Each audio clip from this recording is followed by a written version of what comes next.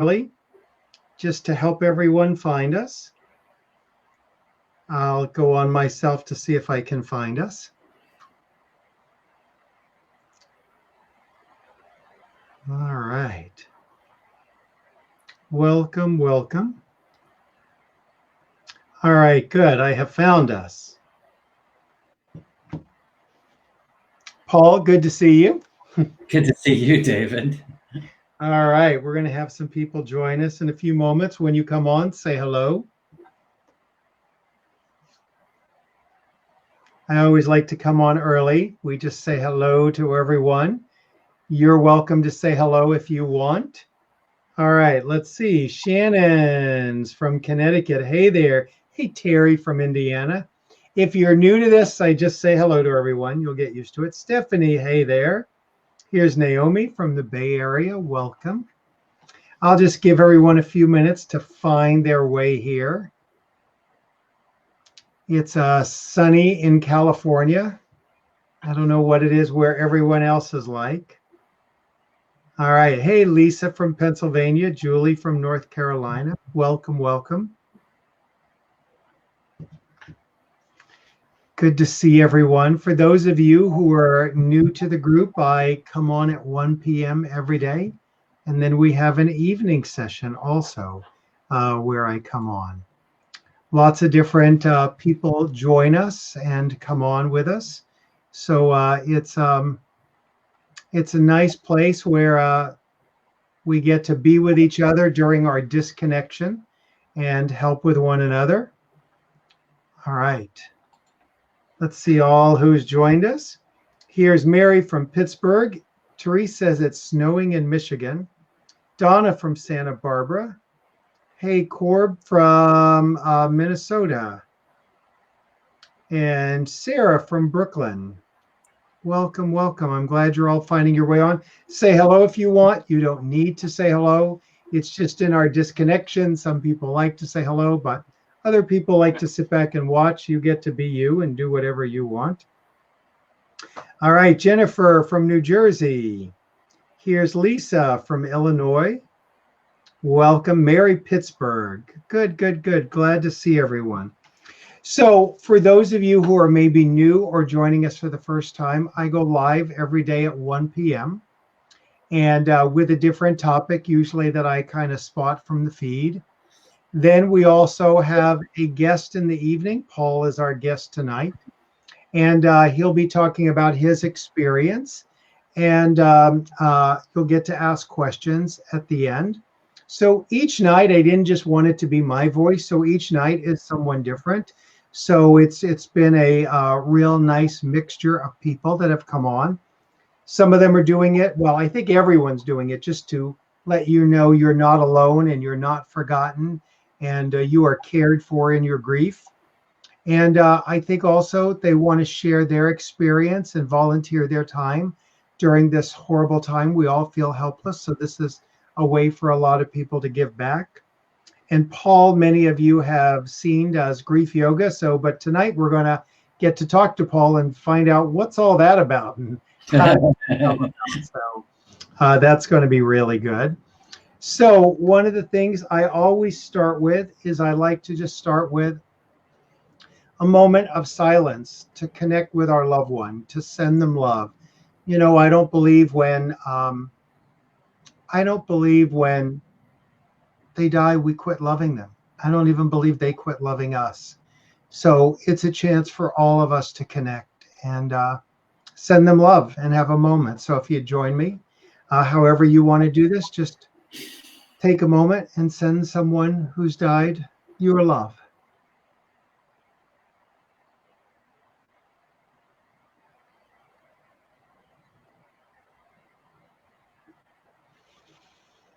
Thank you.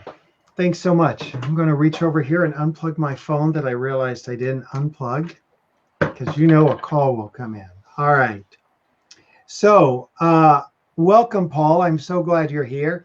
Many people online, well, many people in person have experienced your grief yoga. Many people now online have experienced it.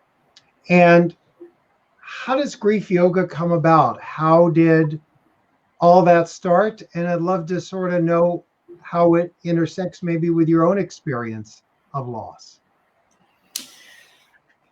Well, thank you, David, for having me on. It's nice to be able to talk and to share. I originally am from Texas, and I come from a very religious background. My father was a Southern Baptist minister. He had a church in Sugar Land, Texas. My mama was a Christian school teacher.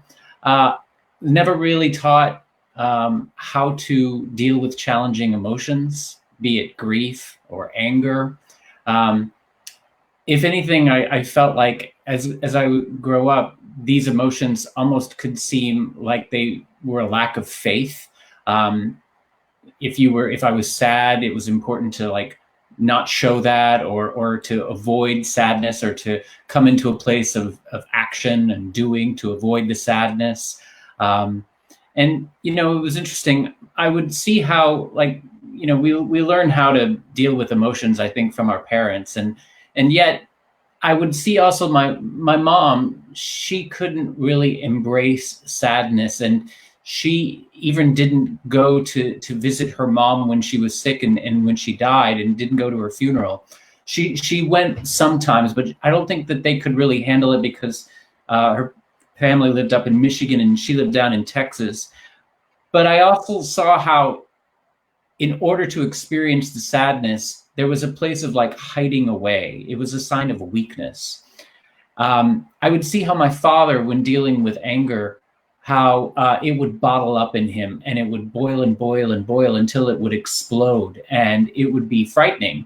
And I kind of did that for myself. When I was young, I was bullied as a kid, and I would kind of let all of that anger stir up, and then all of a sudden it would explode. It would be destructive. It would hurt other people.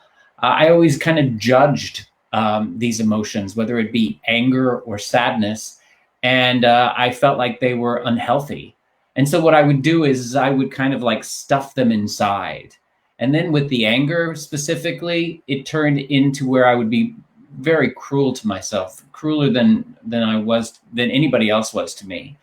With the sadness, I would also experience points of depression, and I would try to numb the pain, whether it was through alcohol or drugs, anything I could do to try to avoid it.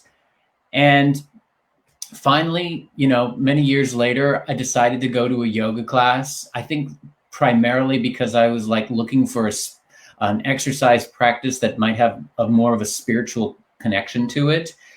And all of the challenging emotions that I had been trying to run away from for decades all caught up to me within a little tiny mat. And instead of running away from it, I decided to surrender to it and to move with it. And I had this powerful release in the class, which led me to a deep space of peace. And it was in that moment where I was like, you know what, if I actually allow myself to feel these emotions and to move with them, it actually opens myself up. And so I decided to keep going deeper within the practice of yoga, and I became a teacher. I was drawn to, in classes, how the teachers would create intentions. And as a yoga teacher myself, I thought, you know what if I created an entire practice with the intention of using how to move with grief? That instead of trying to avoid it, what if we blended together yoga, movement, breath, and sound that helped to take whatever the struggle is that we want to suppress or push away from? What if we channeled it as fuel, with the intention to actually open ourselves up to more love, more peace, more grace, and more gratitude? So within the practice, I use techniques that specifically focus on intentions of grief and loss, and how you can channel it in empowering ways. It's really remarkable what you've done. I remember going to one of your classes early on, and I'm like, I got to go figure out what this grief yoga is. I'm not a yoga person. Don't do any of it. That just hasn't been my experience. And I used to joke about, I could go to a yoga class 5 times a week, and they were always like, "Oh, this is your first time here." I'm like, "Oh, I've been here every day," but I either was invisible or just always looked like a beginner. So it never became something I did. But I thought, let me figure out what this grief yoga is. And I remember I wasn't dealing with any loss at the time, and I went into your class. And at the end, I was like, "Oh my gosh, I had forgotten. I can't believe it." And I was just so shocked at how much came up.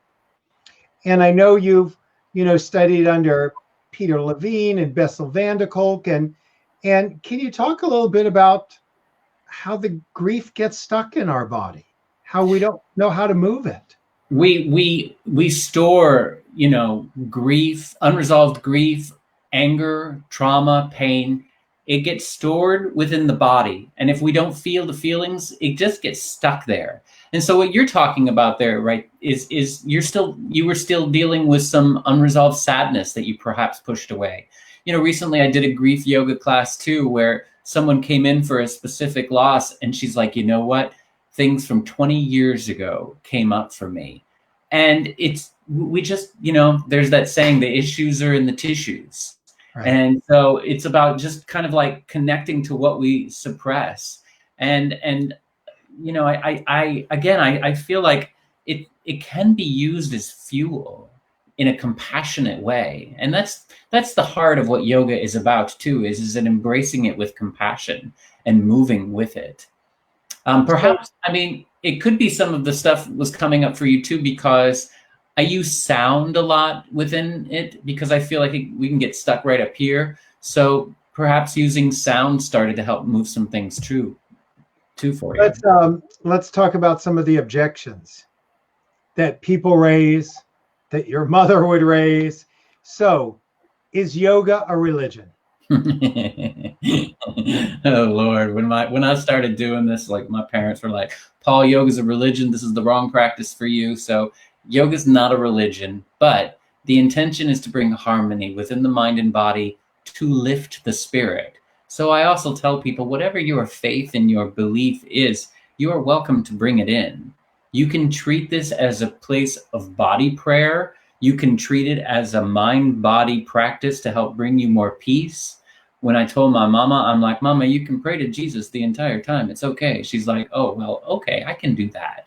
So it's really meeting people where they're at with whatever their faith and belief is. But again, the intention is to lift the spirit. So if you're able to bring in that faith, then absolutely use it. And I know a couple of people have asked, where can we find the classes? Don't worry, we'll tell you about that at the end. Paul, so you're not just a grief yoga teacher, you're also someone who's experienced loss yourself. Can you share a bit about that? Yeah, I have a picture of my sister. So this is my sister right here. Her name is Ella, and Ella passed away from cancer a few years ago. She was my younger sister, and she was really my buddy, my best friend growing up. I didn't have a lot of friends when I was young, and so she was my playmate. And probably when she was around, I'd say around 37 years old, she contacted me, and she said that she had been diagnosed with advanced stage 4 cancer. And when she told me that, it just hit me like a brick. And I thought to myself, she's going to die, like, soon. But she had this deep faith about her that she's like, "I'm not going to be taken down from this cancer." So I had to personally deal with a lot of anticipatory grief. And I would also see how she was a mother to 3 children, and how she was a warrior mother, in which she was like, "I'm not going to leave my children. I don't want my children to think that their mama abandoned them." And so I would see her just doing everything she could, and I could see her fight to stay alive. I mean, she was a warrior in that way. But one of the challenging things I would also see with her is that and this is how we were raised, she couldn't also share those moments of vulnerability, the sadness. It was hard for her to really express that because, again, she felt like, it meant that she didn't believe that Jesus was, she had the faith in Jesus. I would also see how anger would be challenging for her. I saw that in her first marriage when she was betrayed and they got a divorce. And I would still even witness that within the cancer too, how it would kind of like boil inside of her. And so, I remember this one dark night of the soul when I was taking care of her at the hospital, and she was in so much pain. And I would do compassionate heart touch. I used to do that for people in hospice, and I was just trying to do anything that I could to help relieve any pain from her, just like gentle massages and stuff. And I could just see the pain that she was in, and I said, can you? Is there a space we can just get angry here? Maybe that would help release some of the pain. Can you tell me? Literally, when she's in pain, and I think close to the end, a few weeks, maybe a month. It was a few months before her death. Yeah. Okay. And I was just it like, was in the hospital. It was in the hospital, and I think she said, I don't understand. I thought that Jesus was going to heal me. I don't understand. And I'm like, let's get angry at God. And I think that took her aback. Like, I don't feel like she felt like she could do that. And I'm like, God can take it. I said, let's just get angry at God. And in that moment, we did a couple of like roars to start to like move some of the sound through. But then I was also kind of like doing some exercises in my grief yoga class that kind of like would push the anger out with the breath to where she started to channel it. And she shared with me, she after she did that, she was like, thank you, I needed that. And then she was like, I feel like I need to move again. And I got her up off of her bed and just kind of like held her as we slowly took small steps together. And then she was like, okay, I need to go back and rest. I need to rest. And I laid her down. And then after that, she was like, I want to hear, this gospel music that was so moving to her. But I think that what she needed in that space was she just needed to get angry and she needed to release it. And I'm all on board that it is okay to be angry at God. And I think that it does not show a lack of faith for me. I think if anything, it keeps me in a deeper relationship, saying that, hey, God can take it in. And usually what happens for me is if I move it through, then it softens me. It also gets me in touch with the grief. And to be honest with you, a lot of the times what I do within a grief yoga class is I first have them tap into anger or fear, because it's a fire within them to start to move some of the pain and struggle through, that then empowers them, but it also starts to open and soften the heart. So I actually believe, and this is how I do it, it's like if you tap people into their fire and their power and their anger and move that through, it can support the heart. It can allow the grief to flow. I have a memory that really always touches me about your sister, that, being such a devout Christian, no matter what we would ever talk about, she would quickly have an answer, whether it was prayer or something Jesus said or something from the Bible. I mean, she always had something to say and something of comfort. And I remember talking to her after my son David died. And I said to her, we were talking about it, and I said to her, I don't get it. I don't get it. I don't get how God could have let this happen. And I said, do you have an answer for that? And I remember her pausing and thinking, and her turning to me and saying, no, I don't. And I was just so touched that she recognized this was a bigger loss. than something would have a quick answer for. So that always touches me about her, that she sort of sat with me in the I don't know of it, and that she was able to do that. So I always am touched by that. I appreciate people who don't necessarily know all the answers. There's a mystery that I think that we can connect to within this life, that it doesn't mean we have to know everything. And so I appreciate that. I appreciated that about her too. And by the way, for anyone just tuning in, if you haven't been here before, we're talking about God in this particular moment. You don't have to be anything in this group. You can be atheist. I mean, there's no one denomination we have. Whatever the guest may be is sort of what we talk about at that moment. And to just clarify, just what, because I actually had to reprogram what God was to me, because the way I was raised, God was judgmental. And so I had to let that go and connect to, what does God mean to me? And to God to me means love, means compassion, it means kindness, it means forgiveness. That's the embodiment of what God is. I don't see him as a he or she or whomever it is. It's like it's not judgmental, it's about love. That's what God is to me. Would you be willing to talk for a moment about a conversation you had? And by the way, for any of you who don't know, Paul does retreats with me. Before the pandemic hit, I do retreats. And Paul usually does the body part. I do this, and sometimes there's a third person.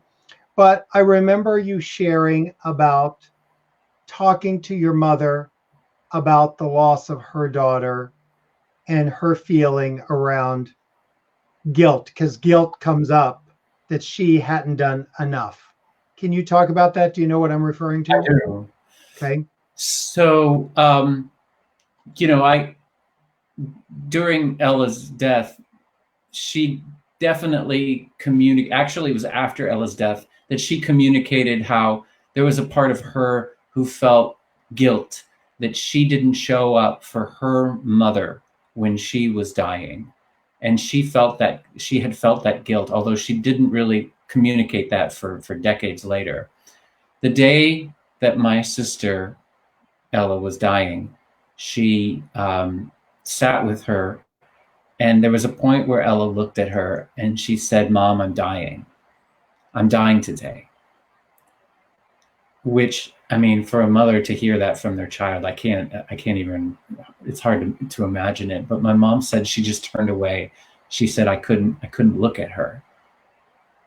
And there was a moment where she looked at me and she goes, "Was it wrong that I turned away?" And I said, "No." I said, it was too hard for you to see someone that you loved in pain. And I recognized that too. But it was in that moment where my mom, I could see the vulnerability in her eyes. I could see the tears. And for me as her son, that meant so much to me, because it was like letting me see her vulnerability. And I mean, I had a hard time looking at my sister or holding space with her as her body started to like fall apart. It was hard for me to look at someone that I love so much and to see them, it's just brutal. So I think it's scary to look at grief in the face, or to look at death in the face, or to feel like you didn't do enough for your loved ones. Right. So, but here's what I also believe. I believe it takes a lot of courage to be able to talk about it and to share it. I think it takes courage to feel it. And so in that moment when my mom expressed that, I just was thankful. I felt like it was a connection that I had with her. And I even said to her, I'm like, "Mom," I said, it's okay to cry. I'm like, "Mom, Jesus wept." I'm like, Jesus got angry. I'm like, these emotions are okay. And so I think for me, just even creating grief yoga, to be truthful, I'm doing it because it's something that I need to do myself. It's something that I need to learn how to be with. And if I can hold space for other people to experience it, then I think it's kind of healing a part of myself. And, to come so far, like you said, you were raised to be to suppress all those emotions. And I remember you shared how your best friend years ago, mother died, and you were such a grief avoider, and you knew his mother that you didn't go to the funeral. And how years later you had to make amends for that with him. I did. I had to apologize, and it was just the uncomfortable, the fear. It's like it's getting, it's so vulnerable, and it's hard, and I would, it was a place where I ran away from it, and it hurt my friend so much that I didn't show up. And so I did come back, and I did make an amends. And so and I think it was another reason why I started to do compassionate heart touch for hospice. It was like, this is something you need to be with, you know, even though it scares you, even though it's vulnerable and stuff. It's like, can you sit with it? And for me also too, it's like, can you sit with it and not, because I can be a bit of an empath at times. Can I not take on their pain, but can I just witness it? Can I compassionately observe and know that I have enough pain inside? I don't have to take on your pain, but I can hold space for you, and I can be with you in that pain, and that is enough. And I think it's interesting to talk to someone like you, because I've certainly talked openly, and I wrote about it in my last book, Finding Meaning, about how, you know, there were a couple people who didn't show up for the funeral, and, you know, there was a lot of anger issues, forgiveness, discussions that had to happen. And I experienced it as such I didn't experience as an insult, but how could you, and how could you not be there for me? And what I learned that you've kind of mentioned here is that it just wasn't about me. It was about them and their pain and their beliefs around grief and their fears and all that. You know, I still think everyone should push through and show up at the funeral, but I get everyone doesn't have the background, the breakup, the background, the whatever it takes to do that. We've all been raised differently. So I admire that you're open about it and you've pushed through it, and how you showed up for people. I think someone asked, if you're not familiar with compassionate heart touch, it's, you know, obviously you can't massage a dying person, but it's a very gentle touch that hospices have volunteers who do it. I know you work for the Providence Hospice. It's about gently light massage, and as you do it, it's almost as if you were to when you massage their hands, it's almost to just get curious. I wonder how many, you know, how many people have these hands have touched, you know, how many hands these hands have held. Or when you're massaging their feet, to just lightly massage their feet and just get curious about, I wonder how many places that these feet have walked, or even just a way of like sending them grace and just, you know, thank you, body, for holding the spirit. Thank you. It's just, you know, and in those moments, they're looking for connection and anything to help relieve the pain. And so, yeah, compassionate heart touch is a sacred work.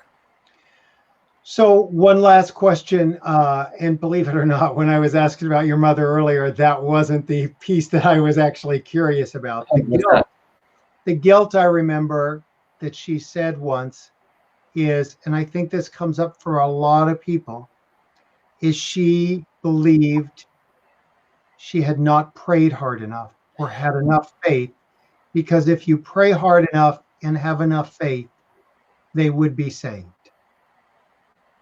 Yeah, I do think that, I mean, to be honest with you, that's one of the things that would get me angry at times is that there was always a sense of denial of what was really happening. And there was always like, Jesus is going to heal me. And it was almost like they didn't want to guarantee eternal life, which doesn't necessarily mean of the body. Right. And so it was frustrating for me to hear how, you know, it was always just, it was almost like a denial of what the disease was actually doing and just saying, I'm going to be healed by Jesus. And so there would be times where I'm just like, can we just be real here? Can we just talk about the reality of what is? But I also, need to be compassionate that that was what was helping them to cope. But they were also left with, just like my sister was like, what would Jesus, why have you left me? Why aren't you helping me? Or my mother, it's like, did I not pray enough? And so it is that sense of lack of faith and that doubt that happens and comes in. And so I must tell you, I mean, in those moments, and this is what I was trying to do, it's like, it's okay to like be frustrated at God. It's okay to be angry at it. I actually wrestled with your mom on that one a little bit. That I said to her, we were talking about that, and I said, let me just, I was like, let me make sure I understand this. So you believe if you would have been a little more faithful, prayed a little harder, she would have lived? Absolutely, guaranteed in the Bible. And I said to her, do you believe there's Christians out there who have enough faith, and they do have that kind of faith? And she says, yes. And I said, but every Christian has died eventually. Even Jesus died eventually. If it was true that enough faith and prayer could stop death, there would be, I said to her, there would be some 300-year-old Christians. I mean, we would just see that. And I was really trying to help her with the guilt that she was feeling, that she wasn't enough. Her prayers weren't enough. And, I always say, and I think I said to her, if love could have saved Ellis, she wouldn't have died. If prayer could have saved Ellis, she wouldn't have died. But I think, it is a space we wrestle with. And so anyone have questions for Paul? I would love if you have some questions. I just want to also say that I have actually feel like I've developed a new connection with my sister. Look, do I miss not talking to her? And do I miss her laugh? And do I miss her touch? Absolutely. But I must say, she shows up in many ways, in different ways. I feel like it's more of like now I've developed a spiritual connection with her. And, just as we began this little, placing the hands on the heart and reflecting on a loved one, she shows up for me, whether it's in a grief yoga class or just in different ways. So I still feel that connection with her. And also, I just want to say too, David, because I've been a witness for you as you have gone through that deep struggle with David Jr. And I just, I saw how you were in the depths of despair and loss, and how you created something that honors David Jr.'s life and created something that is deeply meaningful to help others. And I it's deeply inspiring to me, and I really honor what you do. Well, thank you. It helps me, and I think one of the things I say about when I finished the book Finding Meaning, I sat here at this very desk and cried, and I thought, I hope it helps others heal as much as it's helped me. And I always tell the story about how David in kindergarten was given the prize, most likely become a helper. And he didn't get to become a helper in his life. And I think through that book, he's getting to be the helper in death in a way that's far-reaching. And that gives me my meaning. So thank you for acknowledging that. I appreciate it, Paul. And I appreciate your support. All right, let me read some of these here. All right. Let's see. All right, we're going to tell you all about the grief yoga in a moment. People have lots of questions about like where to find it and all that stuff. Jennifer says, whenever I do grief yoga, it's such a release. Hey, Mel from the UK. We'll tell you where the videos are. Paul, I've done some of your grief yoga in the last couple of weeks and loved it. However, in doing the empowerment one, I had a pain in every movement as I stretched. I got frustrated when I couldn't sit on my heels and do those. Is grief stuck somewhere in my body? I thought I had grieved well over the past year, but I'm weeping at the end of every session. So I think there's still a lot more there still. I didn't show emotions for years and years, and then discovered them last fall during grieving my husband in counseling.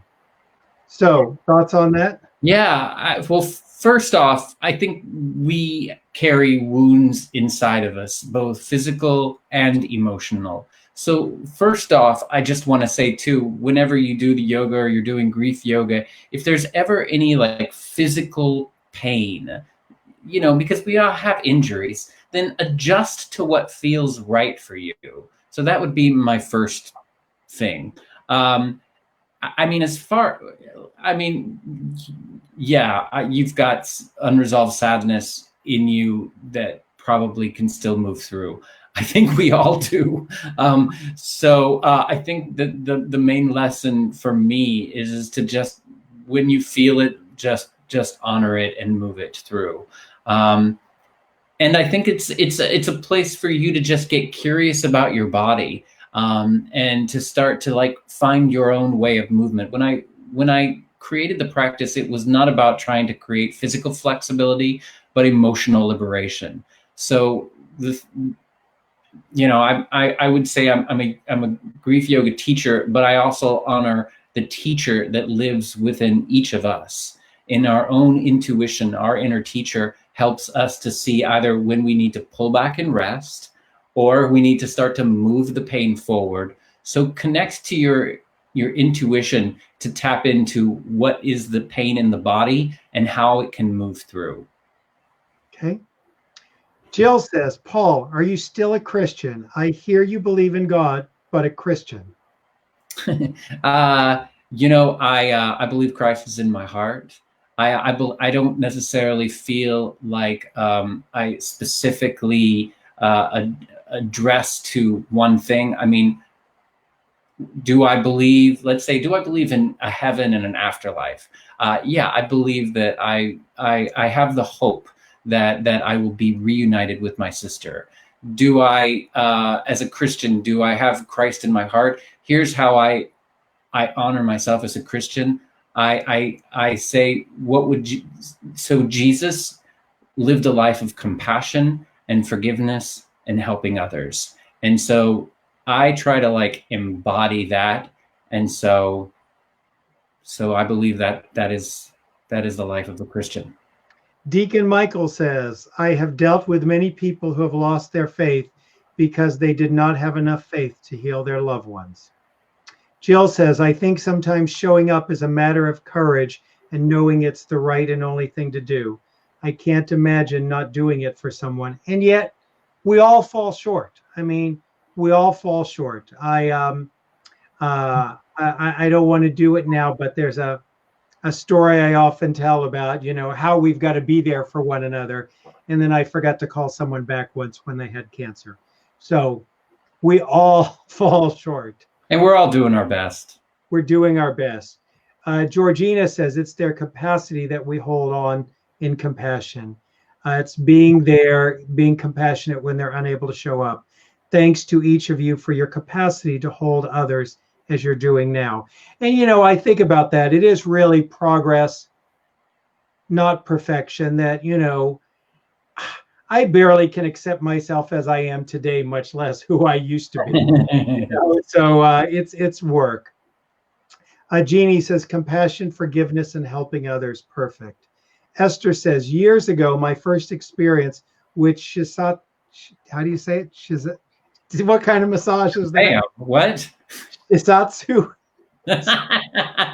What are you talking about? What? Shizatsu? Who is that? Shazam? What? Satnam? What? We're in a grief group. Stop it, Paul. There's no laughing aloud.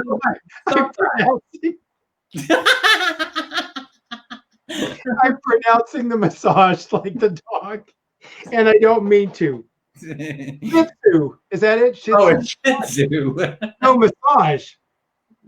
Oh, what about Shih Tzu massage? Oh, Yeah, no, question. sorry.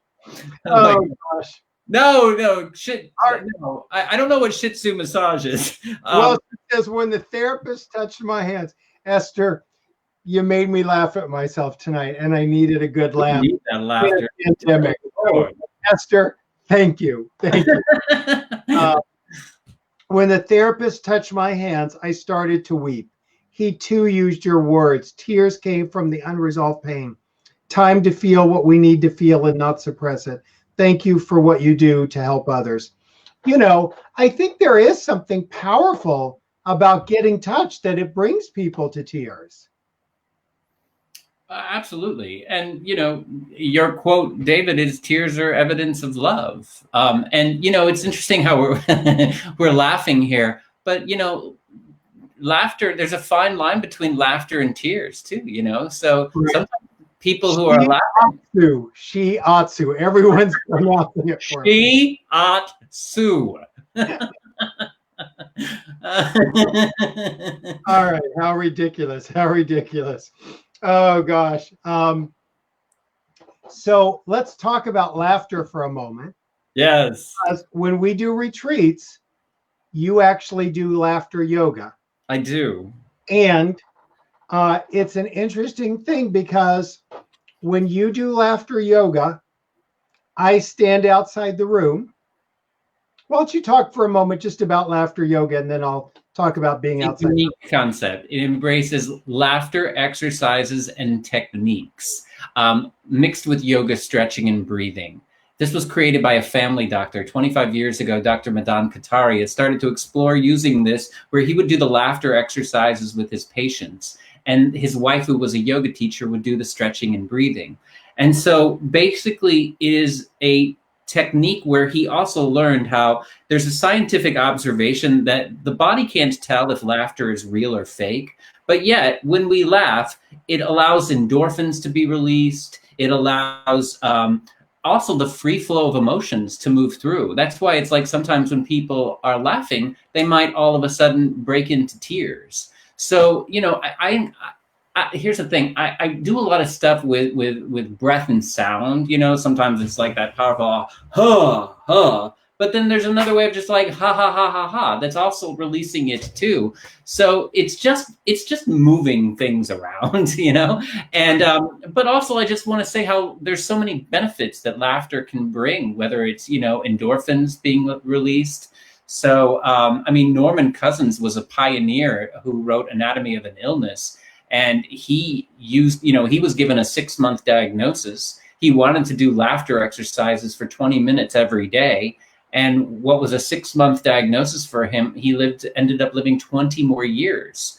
So there are many pioneers who bring laughter to help with grief and loss. Patch Adams, Norman Adams, he would bring it into the, I'll tell you, I even, because I do grief yoga to cancer support centers too. And I will absolutely bring in laughter with it because it's just giving them a space to allow happiness to breathe too. Just as I feel like it's important for us to experience sadness or to move anger through, I don't want to lose touch with that happiness is also, my birthright. I got to tell you, my little sister here, I loved her laugh, and she would want me to keep laughing. So that's why I feel like it's important. And it's interesting, 2 things about that. One, I stand outside the room when he does the laughter yoga. And of course, there is someone who comes running out and saying, I can't do it. I can't do it. I can't laugh. It's disrespectful. I can't do it. It's wrong. I can't do it. And, or it's just not possible. I'm in too much pain. And I'll always say, when did your loved one die? And of course, it's fairly early on for the people who rush out. And I say, would you be willing to stand here and just watch the other people laughing with me? And they're like, why? And I say, let's just stand here and watch, and I'll explain later. And they stand there and watch.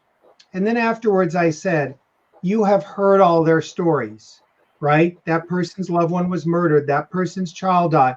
Right? You've heard everyone's story. I said, I just want you to get the imprint that laughter is possible after loss. I know you're not ready to laugh. No one wants you to laugh one moment before you're ready, but I just want you to know that it's possible, because I think that's so important for people to realize that. And you know, when you say for people who've lost hope that I'm going to hold hope for you, I mean, that's also, I believe, laughter is also hope for happiness again. And so, and just as a reminder, you know, the body can't tell if laughter is real or fake. So maybe it's okay to connect to whatever you're feeling and just use that form of laughter to help move things through too.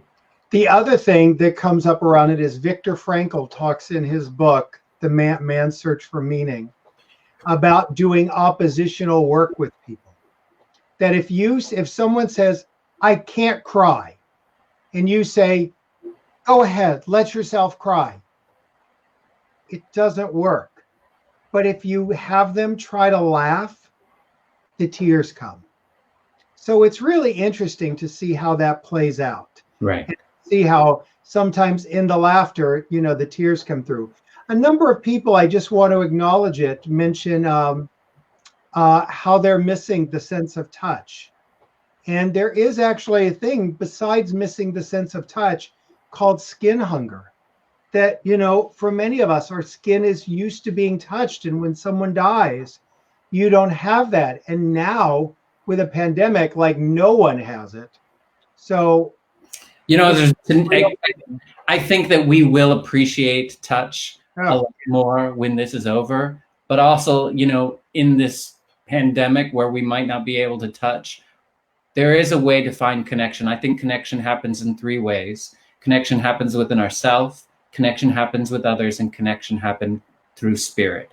So in those times where you're missing touch and you're not feeling like you're getting it, this right here, this is called a self-massage and self-touch. And so right now what I'm doing is I'm offering loving kindness, compassion to me, especially in moments where I might feel like I'm holding a lot of pain. So recognize that you can offer that touch to yourself too, and remember that. And then when we get to a point where, you know, this pandemic is over, how much we'll appreciate that connection and touch with others too.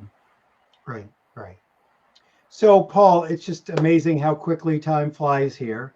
So first of all, this is the first time Paul's come on and talked, but he's done 2 other grief yoga sessions that you can go back and watch. So if you're new to the group, we do these every night. They're recorded. We've had amazing people on, and those are all there for you to watch anytime. You would just go back and look at videos in the group. They're either under announcements or videos, and you can watch them, and you can do a session with Paul. He does chair yoga that you can do at any time at your leisure. Paul, if people want to find out about grief yoga, find out about you, tell us how they could get in touch. And griefyoga.com. That's the place to find me. There's lots of free resources that's there for you too. So griefyoga.com. Or you can check me out on Facebook or Instagram under Grief Yoga also. Right. And I think you have a free class, a free chair class, as well as a free class you designed for parents, correct? Yes, that's a great one. Yeah. So there's a free grief yoga chair class that's on griefyoga.com. Or if you are a parent who's lost a child, there's a free chair class for you there too. Yes. Thank you, Paul. You're truly a gift to the world, and you're helping so many heal. And there's a humanity that you have that really resonates with people. And so thank you so much. I really appreciate your work. And I had to think about one of the things that made me also laugh. You were talking about, you know, doing it for different groups. Paul did it for the police department once. When you do it for the police department, you don't call it yoga. They had anger disbursement. Anger disbursement. So thank you for everything. They like it though. They like it because of the power to anger out. Right. Yes. Thank you, Paul.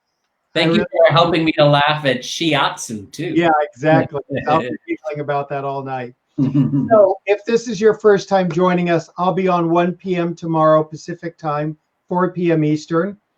And then in the evening, we have lots of amazing guests like Paul.